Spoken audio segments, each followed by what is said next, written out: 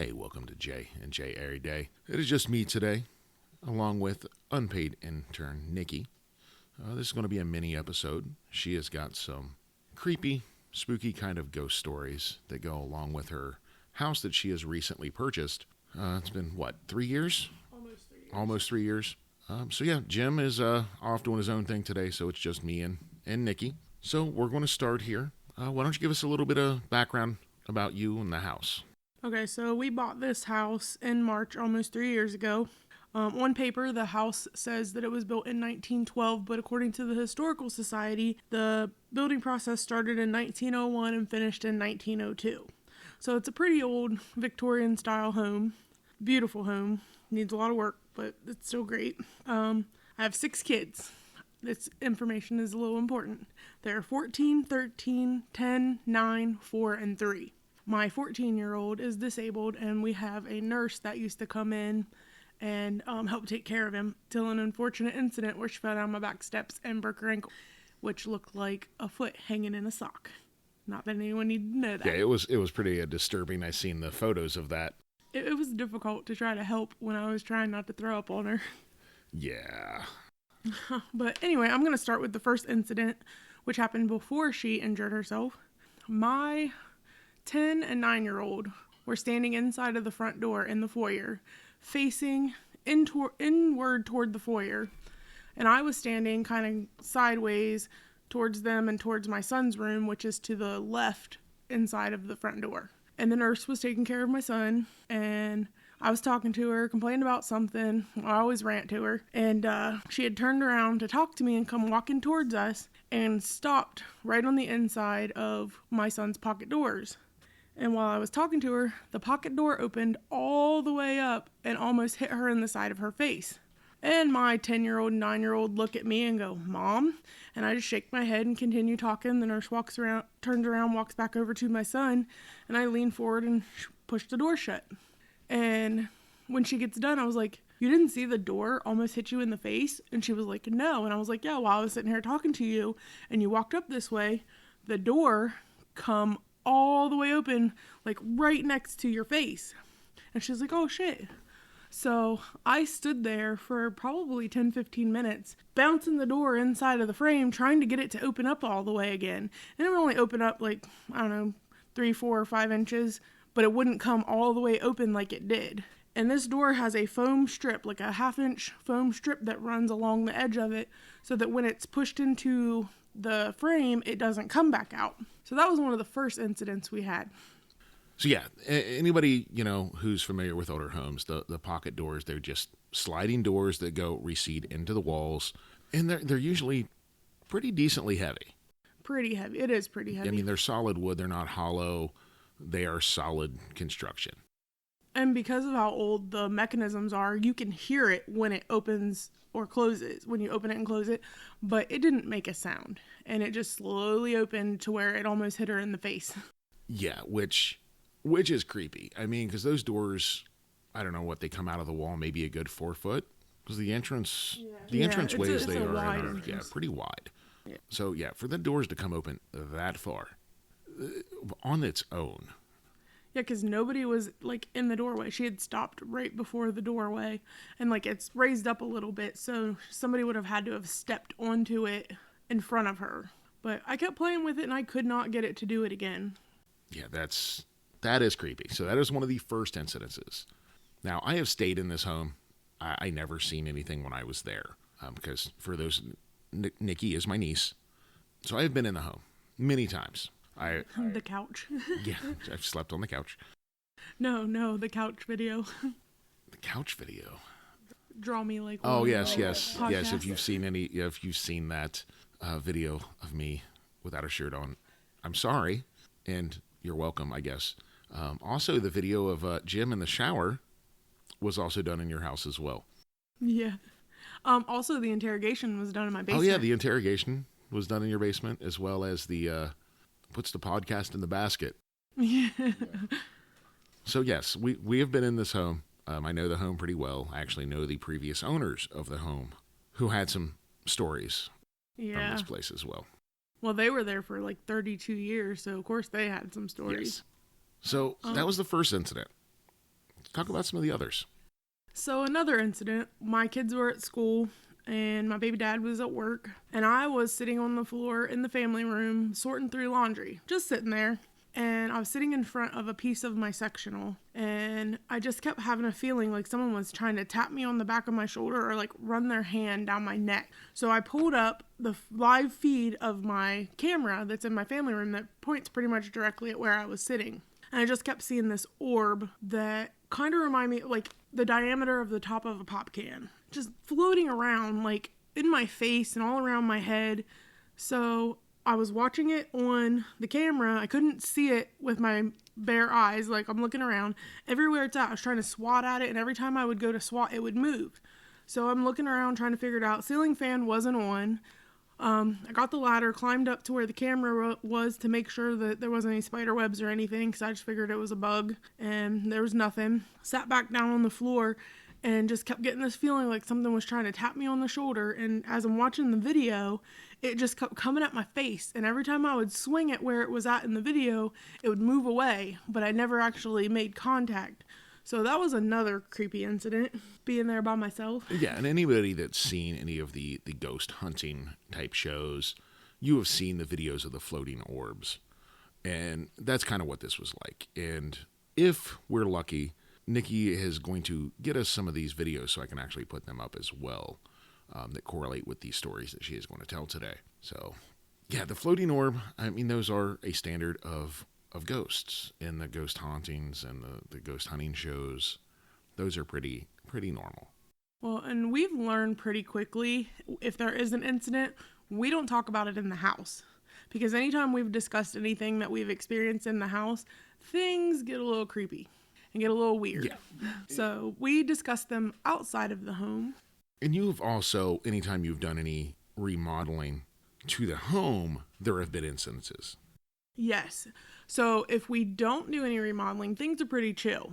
But the moment we start adding paint, or we were changing the toilets out, we have a bathroom and a half bathroom, we were putting in new ceiling fans, all of the things that we were changing, things got a little rowdy for a while.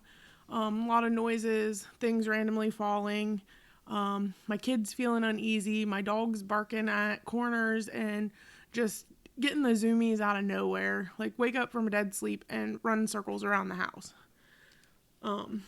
But when things cease and we like take a break from any of the remodeling and stuff, everything seems to calm back down. Yeah.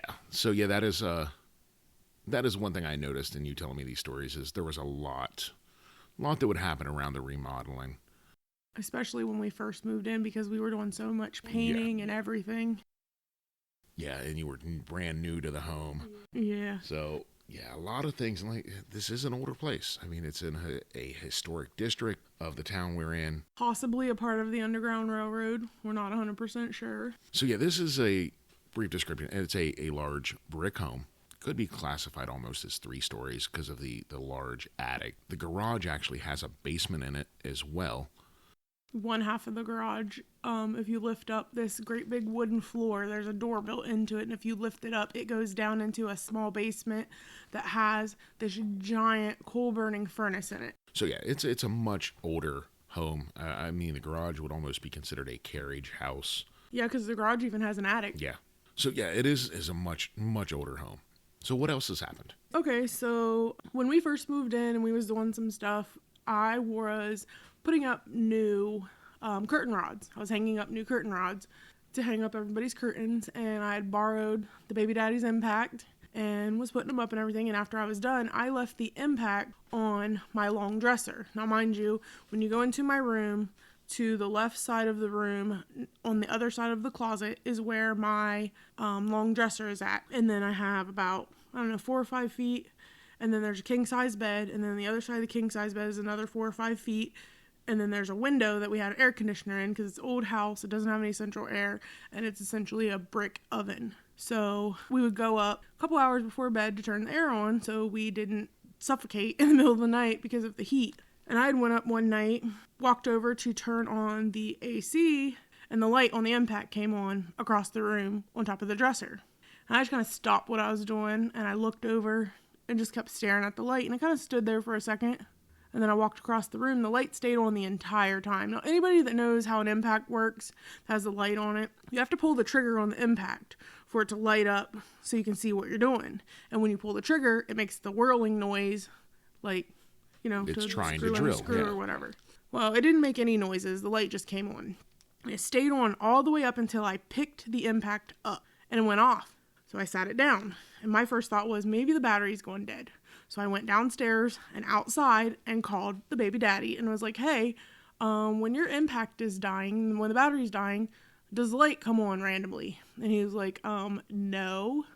He's like, but you can check the battery. All you gotta do is push the button and you can check the battery. And I was like, okay. So I go back in, I go upstairs, and I push the button on the battery. Battery's full. Nothing. So I take the battery off, put the battery back on, squeeze the trigger. The drill makes the whirling noise. The light comes on.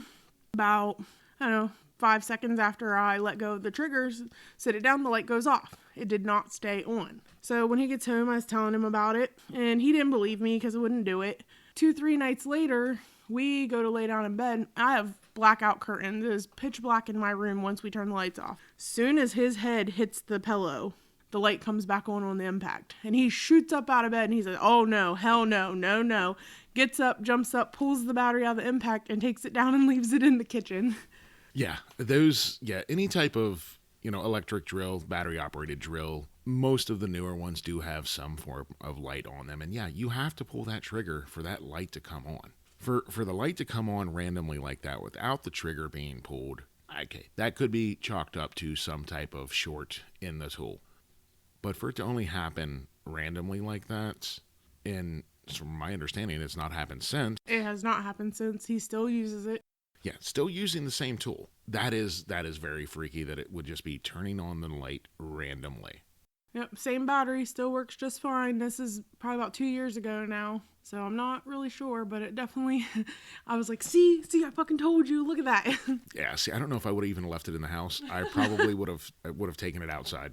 Usually it's not in the house. Usually it's in his work van. Yeah, but after that incident, if I was him, I wouldn't have taken it to the kitchen. No, that would have been gone. I don't know if I could have used it anymore after that. Right? I mean, they're expensive, but hell no.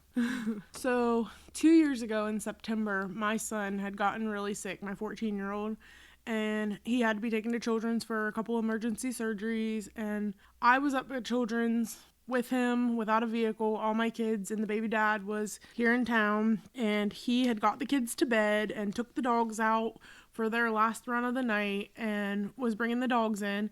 Now, when you come in my kitchen, I have 2 back doors. I have the main back door that we come in that comes right into next to my washer and dryer, and then we have the other back door that's on the opposite side of the kitchen that I take my son's wheelchair in and out because it's just easier that way. To shut the lights off in the kitchen, you have to turn the lights off over by the washer and dryer. And then to get through the house, you got to go past the opposite side of the kitchen, that door, to go through the dining room. So he got the dogs in and was locking up the doors and turned that light off and goes to walk through the kitchen and hears footsteps. And then the lights turn back on in the kitchen from the opposite side of the room when he was on. That's the first time I'm hearing this story. Oh, I'm so sorry. I meant to tell you. That's the ADHD. Well, that is our podcast. We are ADHD. I've had my own incidences with light switches turning on that I'm pretty sure I've talked about in another podcast there. That freaks me out more than anything. Yeah, well, it freaked him out because all the kids had been in bed for at least 2 hours and I was not there. And so he hurries up, shuts the lights off, and books it upstairs and slept the entire night with the hallway and bedroom light on. Oh, I cannot wait to give him shit for this. He says he's not afraid of the dark. And I was like, no, you're afraid of what's in the dark. That's a justifiable fear of what's in the dark. You don't know. You can't see it. No, this man is so afraid. Okay, next to his side of the bed, next to my long dresser, there is an opening, bigger than a normal size doorway opening, that has no door that goes into my walk-in closet. And I had hung a curtain rod there and put a curtain. It's a gray see-through curtain. Like you can see through if somebody's standing on the other side. Yeah, very sheer. he has to shut that curtain every single night before he'll go to bed. And I fuck with him every night. After he lays down, I'll get up and I'll pull that curtain back and go in the closet and look around and then come back out and not shut that curtain. And I'll lay down and he will get back up and shut that curtain. He refuses to go to bed without that curtain shut. So what this sounds like to me is I need to hide in your closet some night. I have. I have. And I had left the bedroom light on, and I hid in the closet as far back as I could get where he couldn't see me if he shined his light in there. And I pulled the curtain, like left it closed so he didn't think I was in there. And I waited until he laid down, and I jumped out at him, and he's like, "Ah, fucking shit," and about shit his pants. And it was the best ever. That is awesome. Yeah, okay, so this is kind of a story outside of the home that happened that I want to touch on. This kind of goes back to our very first episode here. So, tell the story of what happened one night when you're outside smoking a cigarette. Okay, so because of my kids having asthma and my oldest having all kinds of medical issues, we don't smoke in the house. So I was outside, and I'm pretty sure it had already started snowing at this point. Yeah, there was snow on the ground. And so I'm outside freezing my tits off, smoking a cigarette, and my backyard to the left are, 7-8 foot tall hedges? I don't think they were quite that tall yet. They're pretty tall. I have a birdhouse, and they were just under the bottom of the birdhouse. So they had to be at least 6 foot tall, I would say, Yeah. because I don't think they were quite 7 foot yet. Okay, so I'm out there smoking, and like, you know how your vision is at night. It takes a minute for it to kind of clear up so you can see. And there's no lights or anything back there. I didn't have any lights on until you helped me put up my motion You're light. welcome. But I'm out there smoking, and I just happened to look over towards my neighbor's house. And at this time, I didn't have any neighbors. I hadn't had neighbors for months on either side. And I look over, and there was a dark head above the bushes staring at me. And my heart instantly dropped out my ass. And I just kind of like backed up on my porch. And then you can hear it crunching through the snow towards the alley. And I'm like, nah, fuck this shit. So I go back in and I get him and bring him out. And I'm like, something was just staring at me over here.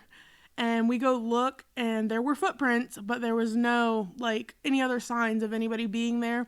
There was no footprints coming in, just footprints leaving. So, like, the rest of the snow was not compacted down or anything. There's just the one single set of footprints heading towards the alley. So I'm pretty sure it was either a rake or a skinwalker. Yes, yeah, and we talked a little bit about the skinwalkers in the episode we did with Carly here recently. So I kind of wanted to bring that up because it kind of tied in with other stories from the similar area, of sightings that have happened. For like 2 or 3 months, I refused to go outside and smoke a cigarette by myself. I made him go outside with me. Yeah. All right, so let's get back to what has happened inside the home.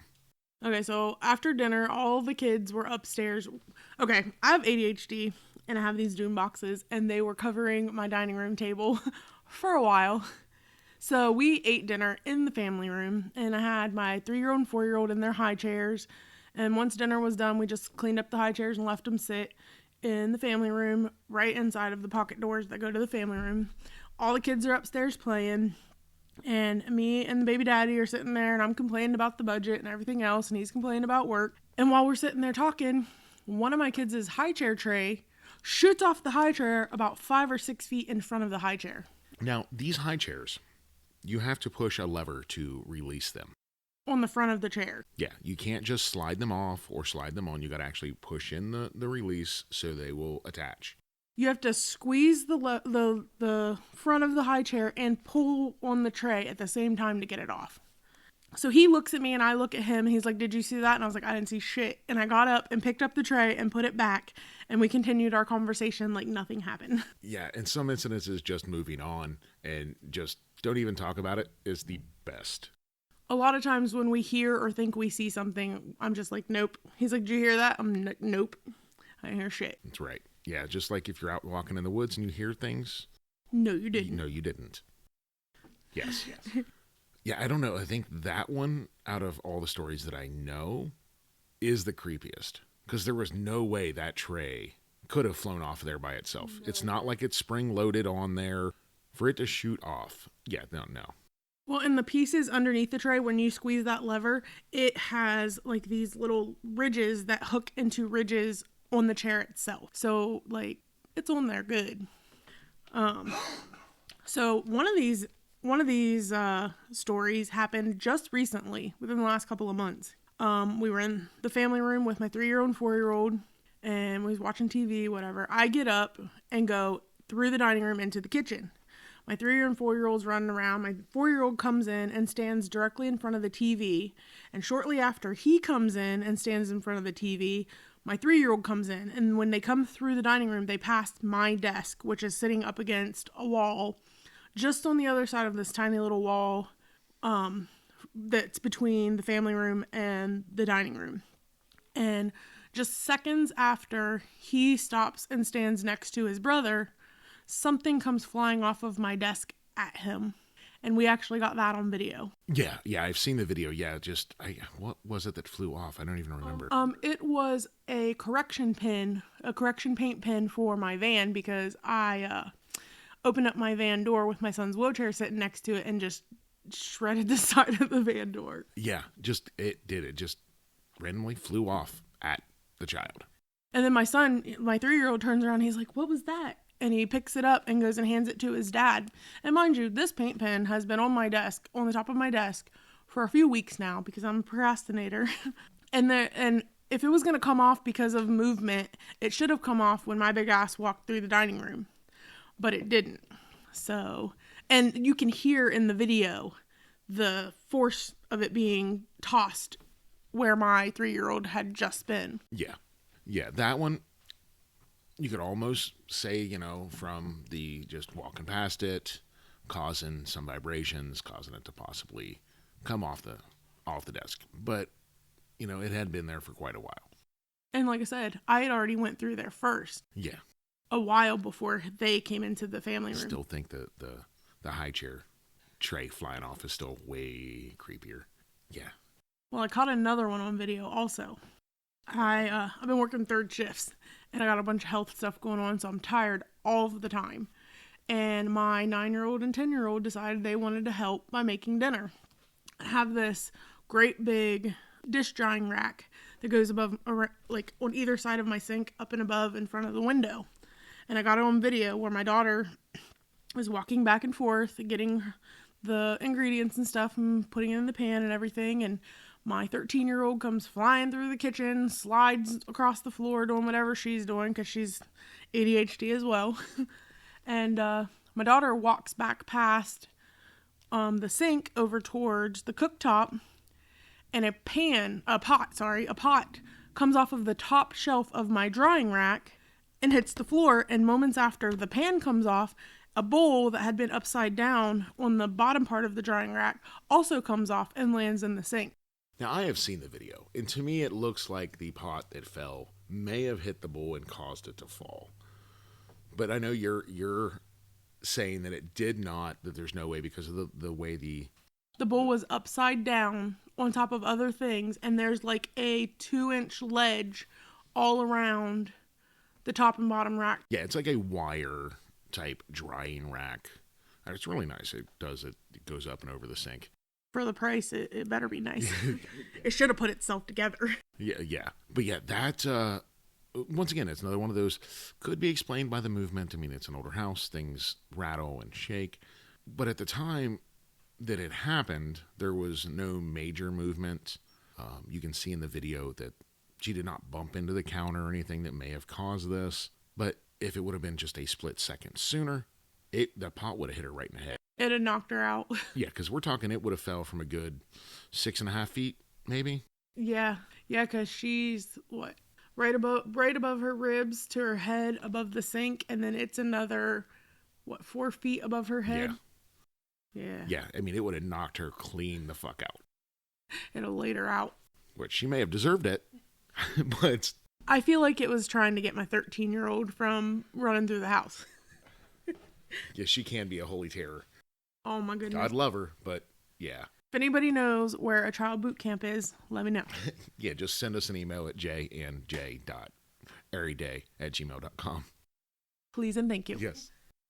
We've had incidents with the dogs. We have 3 dogs. We have a Shar-Pei mix. He's about 13, 14 years old. Oh, I love him. He is so sweet. He's a big, big dumb baby. He's too smart for his own good. This dog, every time I show up, just goes absolutely batshit crazy that I am there, and as soon as I touch him, he just pisses everywhere. Everywhere. I mean, I know little dogs that do this all the time when they're so excited they just can't control it. No, he's a big, goofy son of a bitch. But yeah, every time I show up, he pisses everywhere. Got my shoe the other day. Shoe and pant leg. And that's not even the worst part. The worst part is he flips over so you can rub him on his belly as he pisses through the air and pisses all over himself. Yeah. God love him. But yeah, he is something. Anyway, back to the story with the dogs. So then I also have 2 huskies. I have a male husky, black and white. He's about, 10, 11 years old. And then I have a female who is about 16, 17 years old. She's all white. And we were sitting there one day watching TV, and she is the laziest heifer I know.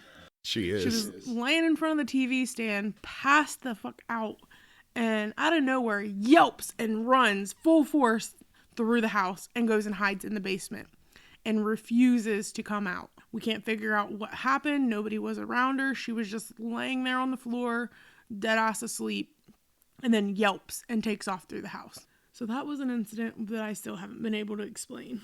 Yeah, I think I barely remember you telling me that story. Now, she had mentioned earlier she does have cameras inside the home. She has a security system, cameras inside and out.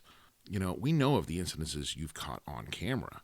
Yeah. My curiosity is, I wonder what has been happening when you're not home or not watching the cameras. See, the thing with that is I have cameras that have face detection. So they don't usually trigger the motion if it's the dog or something like that. Somehow cats trigger my front door camera. Not sure why that is. But for the most part, the cameras will not trip and start recording without an actual human face being detected. And I've gotten notifications on my phone multiple times that there's been activity in a room, because they're in my family room, they're in my kitchen. I have 2 in my kitchen, 1 in my foyer, so I can see the steps in the foyer, 1 in each of the kids' room, because can't trust them. So I need boot camp. But I've gotten notifications multiple times saying that there was activity, and then when I check, there's literally nobody home. I haven't actually seen anything out of the ordinary, but it just makes me wonder. Yeah. I mean, if they were to record all the time, I'm wondering what could be seen. I've considered a CCTV. Yeah. But so I mine just went blank. It happens. Come back to me. Yeah, I forgot. I lost track of where we were at. Well. Yeah, the CCTV I would be very interested in to see, because I mean it is such an older home. I know we've talked about the pan falling, the pen flying off the desk, the high chair tray. Children laughing in the basement. Do what? The dog's kennels at night are in the basement. And I hate leaving lights on in the house. So every time he comes out of the basement, that's where his work equipment is, his desk, his little video game area, whatever. Yeah, his man cave. And then the dogs are on the opposite side of the basement, and they have to be kenneled because you can't trust them. My one chews everything up and the other one shits all over the basement, so they get locked in the kennel.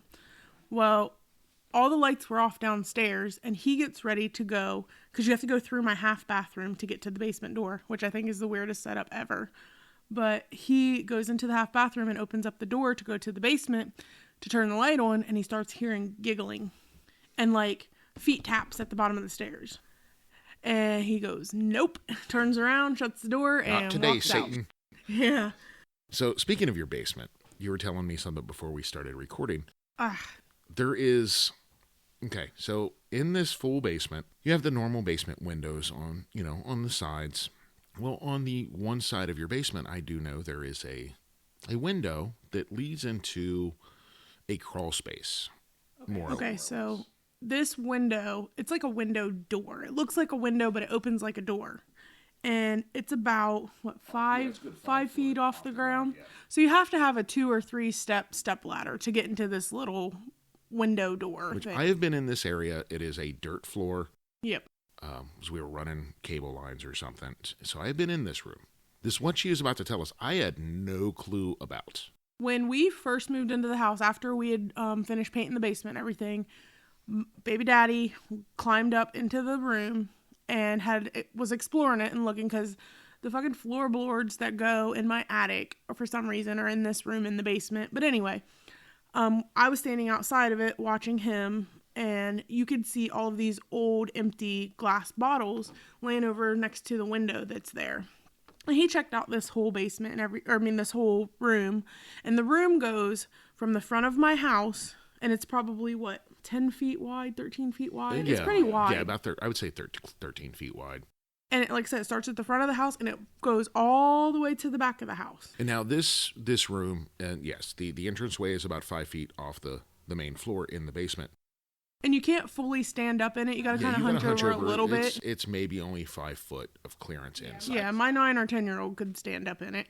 And like this room goes all the way back to the back. So I'm standing there and I'm watching him and I can see all of these glass bottles. A few weeks go by and I'm outside and I walk past the window, because when you're standing in the basement and you're looking through the little window door, across from it is a little window, a little 4-pane window that is not only screwed shut but also painted over multiple times.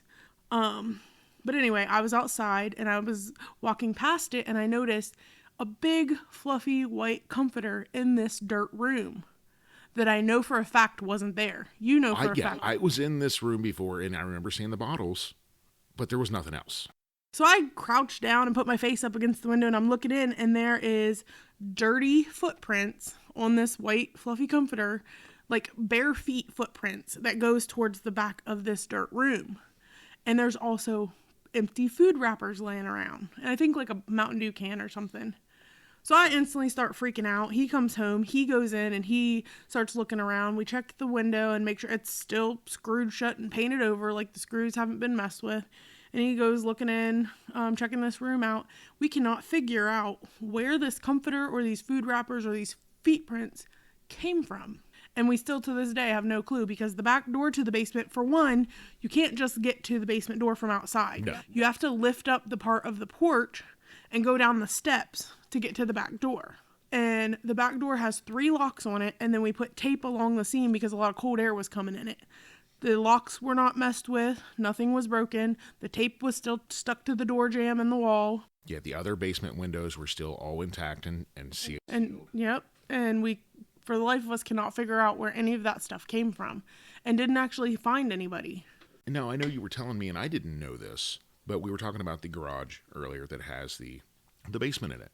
You were telling me there's a tunnel that goes from this small room, that dirt room, over to the garage. So it goes underground from the back part of this dirt room into the basement of the garage where this giant coal furnace is. I believe, okay, so the man that built my house, he had built the house next to us. It was his house, and then he built my house as a wedding present for either his son or his daughter. But I believe that at one point it was used as a funeral home. And I believe that possibly that underground tunnel was like a way for them to transport the bodies out to the coal furnace for cremation. Maybe. I'm also wondering, because I either didn't know or don't remember the fact that he built both houses. I wonder if there might have been a tunnel or anything between the two houses at some point as well. See, I don't know about that either, because there's a sidewalk between our houses. Mm-hmm. Like the one that goes to my neighbor's house, the sidewalk's all jacked up where something has been under it. And the houses aren't that close together. They're they're close, but not that close. 25 feet, something like that.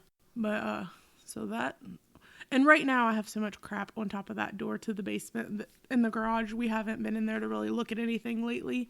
It was full of cobwebs and dirt when we started, so. Yeah, the previous owner of the home actually offered me the coal burning furnace to put in my garage, but there was just no way in hell we were getting that up out of that basement. Not in one piece. No. It is huge. You would almost need a crane to get that thing out of there, because I mean it's one of the heavy old cast iron coal burning furnaces.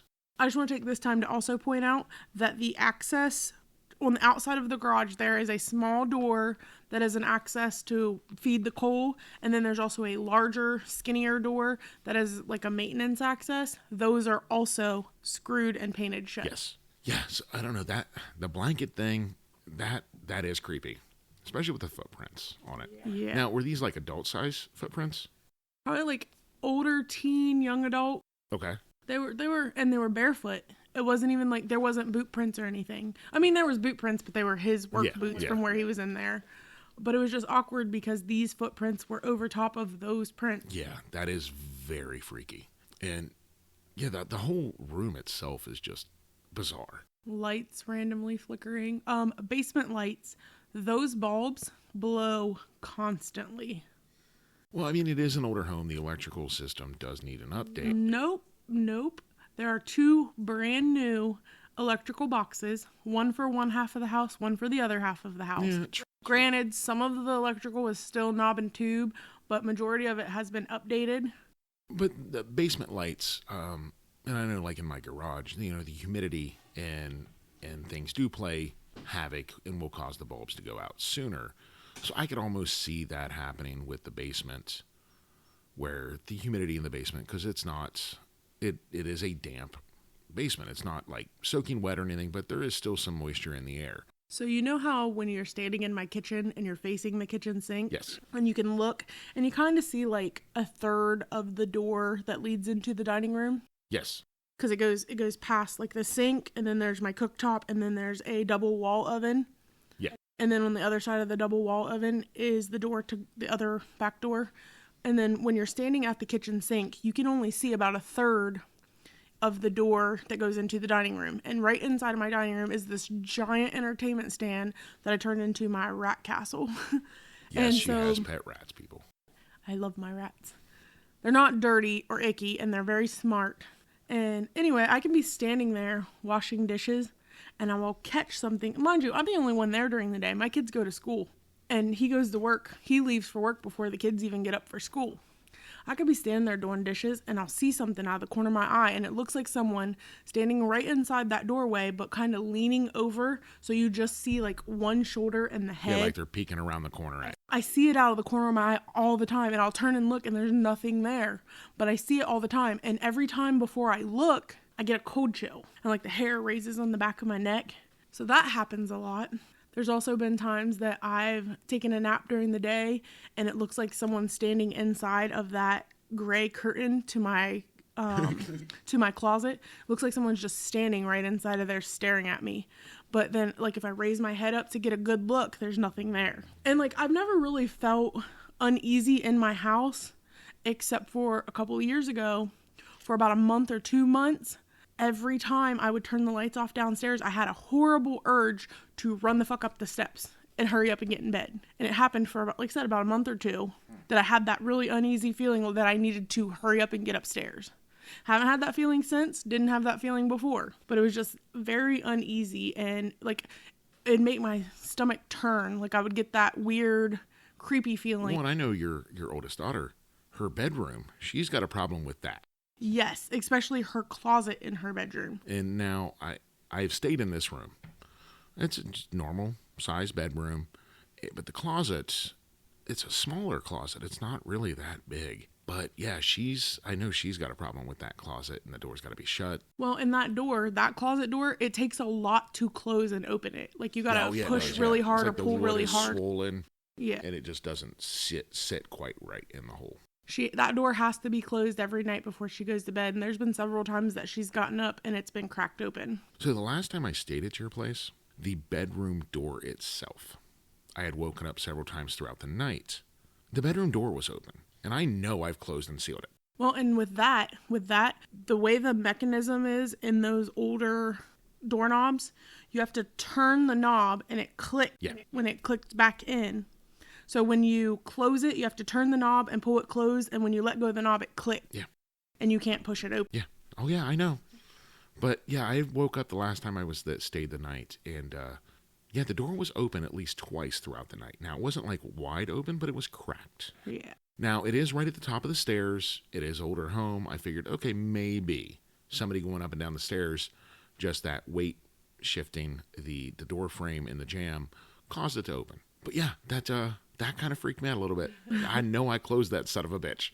Right. And we always close the bedroom doors at night. For one, because it's a safety thing. If there's a fire, it's less likely to take over the room that's closed off. Yes. So we close all the bedroom doors at night. There's been times that I have a light that's in the hall that you go down because you come up the steps And directly to the right is my 13-year-old's door that you're talking about. And then you go around the banister, and again, to your right, when you're facing the opposite direction, is my bedroom door. And then you go the whole length of the hall, and to the right is the exit door to my closet, which doesn't make any sense to me. I don't know why there's another door that leads into my hallway from my closet. But right across from that is my 3 and 4-year-old's room. And then in between their room and the 9 and 10-year-old's room is the door for the attic. Yes. Full attic. And then past the 9 and 10-year-old's door is the door to the bathroom. So, it's gone again. ADHD. But I forgot what I was saying. That's quite all right. Yeah. But yeah, the house does have a long history. I know the people that lived there before it always said there was some things that happened in the house that they were creeped out by. I remembered. All right. So down that hallway, from my bedroom door to the boys' door, about halfway in between, there's an outlet that we have a motion detection nightlight. So you have to get within like 2-3 feet of it for the nightlight to come on. And when that nightlight comes on, because my room is pitch dark, I wake up every time that light comes on. It's cracked open usually, yeah. Well, my door's not cracked open, but there's like a half-inch space at the bottom of the door where the light comes in. Okay, yeah. And one night I was laying in bed and that light come on. So I thought maybe my 3-year-old got up because he has a bad habit of not staying in his damn bed all night. So I get up and I open up the door and there's no one in the hall. So I start investigating, and at that point my 13-year-old was staying in the room with my 9 and 10-year-old, and they were all in bed. So then I go into my 3 and 4-year-old's room. They are both knocked the fuck out in bed. I cannot figure out why that motion light came on. Because mind you, the dogs are in the basement in their kennels at night. Yeah. Now, as staying in the home, I have walked past that light. And I've had it where it won't turn on when I've walked past it. And the floorboards in that little passageway are creaky. Yes, very. So for you to hear nothing and the light to come on, that is bizarre as well. Yeah. But yeah, the house just it's got its history. I know, if I'm not mistaken, the previous owner said that one of their family members or somebody, didn't they die in the home? I don't think it was their family members, but there was an older gentleman. He was the uncle to this little boy. He had a drinking problem, and he had gotten upset at the little boy and knocked him down the basement steps, and the little boy died. So we know at least one death, allegedly, that happened in the home. The previous owner's husband passed away. Oh, yeah, that's right. So 2. Yeah, we know he died in the home for sure. Usually if we have anything that goes on in the house, we blame Uncle Don, which is the previous owner's husband. Yeah. So we're like, Uncle Don, could you stop it? Like, knock it off. Not today. So I know this was supposed to be a mini episode, but it looks like we're at like 47 minutes already. My bad. No, it's fine. Got a lot of interesting stories here. But we're going to go ahead and wrap this up for today. Well, thanks for having me. It was great for you to be on. You know, you're always welcome. So yeah, that's going to wrap us up for today. We thank you all for listening. Check us out on all the social media pages. That's J&J_Everyday, ERRYDAY. Find us on Instagram, Twitter, TikTok, Facebook, YouTube, pretty much anywhere. So until next time. Peace out, y'all. Later.